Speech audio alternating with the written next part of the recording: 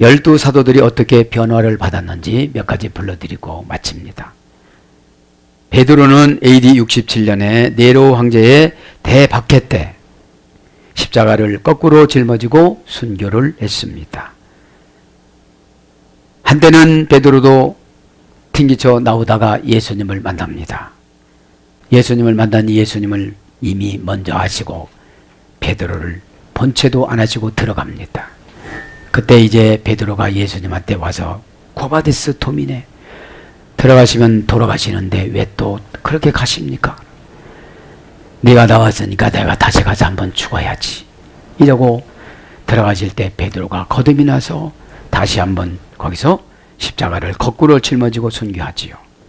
두 번째는 요한 사도가 나옵니다.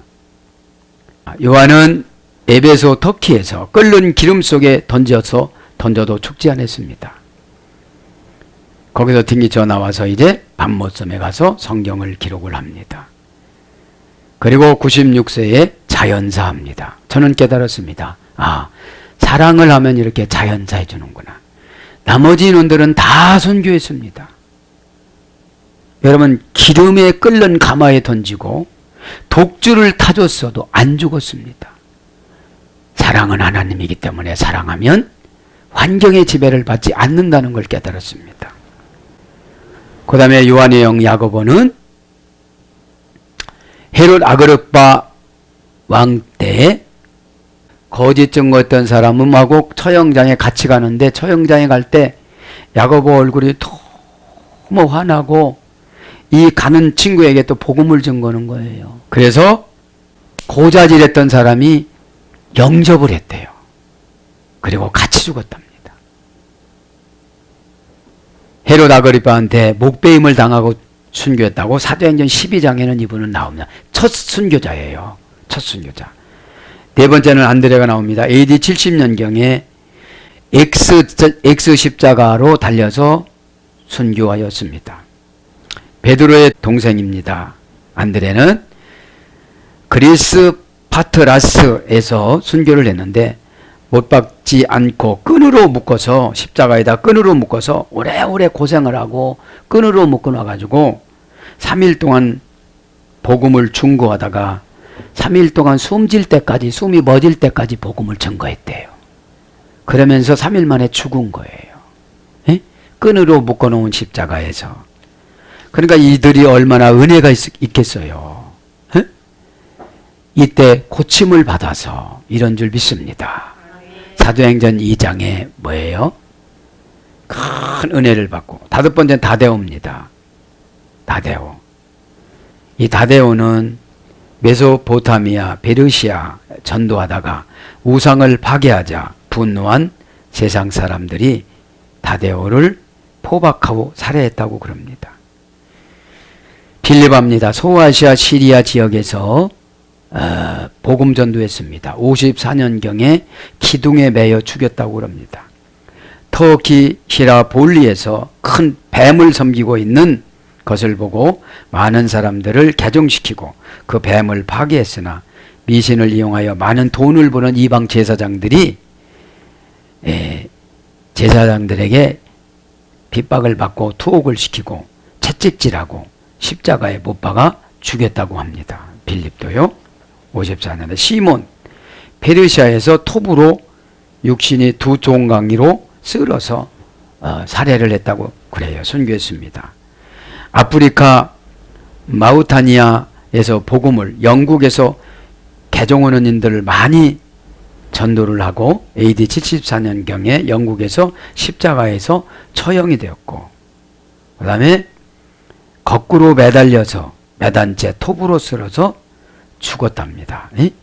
이렇게 시몬은 십자가에서 거꾸로 매단채 죽였어도 이들이 끝까지 죽으면서까지 얼마나 성령이 충만한지 복음을 증거했대요. 여러분들, 어떤 분은 이렇게 살아가는데 생활이 없네, 조그만 것 때문에 흔들리고 돈 때문에 이런 거를 볼 때 참 회개가 많이 됐어요. 야, 어떻게 보면 이들은 이렇게 살아갈 수가 있는가. 이렇게 자기 이름 조금 버렸다고 해도 막 그러는데, 여덟 번째 바돌로매는 나다나엘의 일입니다. 에?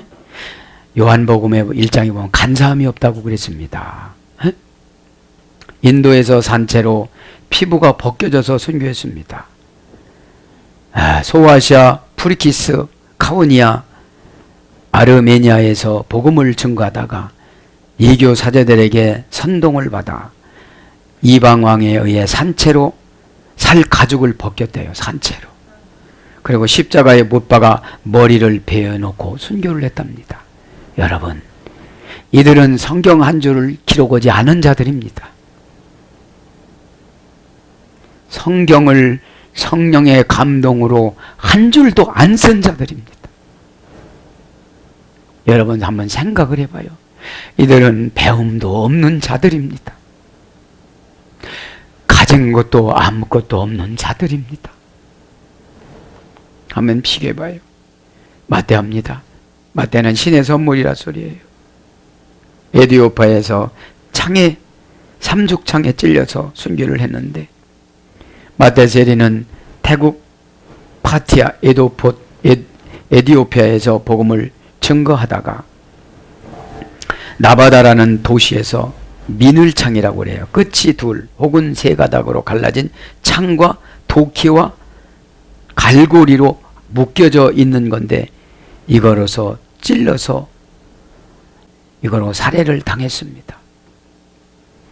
10번째는 마띠아, 하나님의 선물이라 소리입니다. 마띠아는 누구냐면 가룟 유다가 대신해서 나온 늦게 선택한 저와 여러분처럼 늦게 선택받은 마띠아입니다. 가롯지방에서 살던 유다가 예수님을 1600만 원에 팔아먹고 자살을 했던 그 자리를 마띠아가 채웠는데요.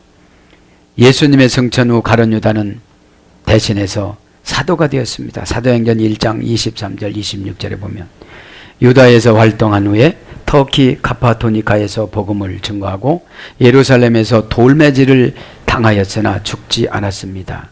그러나 참수를 당했습니다. 수없이 던진 돌을 맞으면서도 숨을 멎을 때까지 복음을 외쳤다고 그래요. 이것을 보고 참 회개가 많이 됐습니다. 삶의 환경 때문에 염려하는 저와 여러분을 보면 이들은 죽어가면서까지 숨이 멎을 때까지 돌을 던지는 사람들을 향하여 저주하지 않고 복음을 증거했답니다.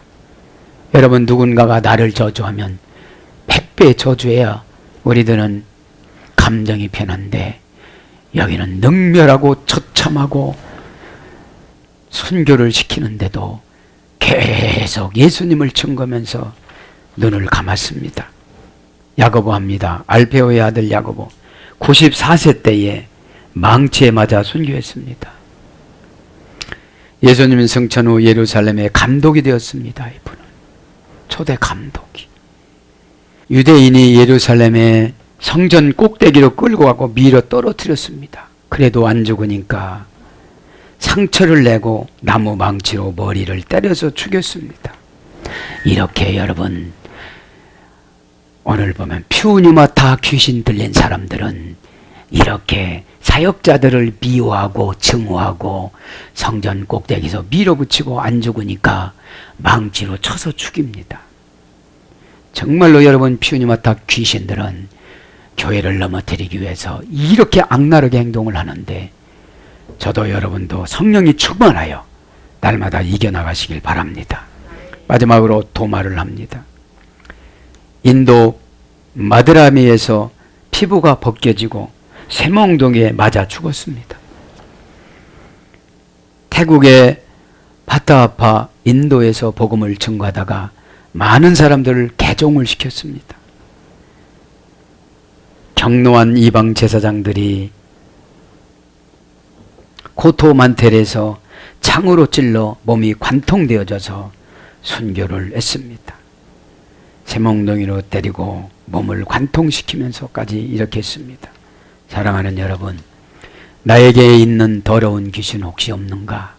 퓨니마타, 퓨니마톤, 이것은 여러분 고급 직분들에게 향하는 말씀입니다. 교회에서 무슨 일을 했던 사람들, 헌신이라고 했던 사람들, 그런데 여러분 배움도 없는 이들이 성령이 충만하니까 조건을 따지지 아니하고 상대방에게 책임을 떠넘기지 아니하고 예수피 십자가와 보혈의 피를 의지해서 약한 것을 고치고, 그 다음에 뭐를 고쳤다고 그랬어요? 병을 고쳐줬더니 하나님의 권능이 임하니까 죽음이 마취가 되고 고통이 마취가 되어져서 이렇게 아름답게 죽음을 맞이하는 것을 보고, 이 말씀은 열두 사도들도 했으니 우리 목사들도 이렇게 살아야 되겠다라고 깨달았습니다. 사랑하는 여러분, 오늘도 기도하다가 내 안에 있는 더러운 귀신은 무엇이 있는가 생각을 하고 예수님 피로 물리쳐 주시고 겸손하게 순종하셔서 더러운 귀신을 다 내쫓고 질병이 다 치료되는 저와 여러분이 되기를 예수님 이름으로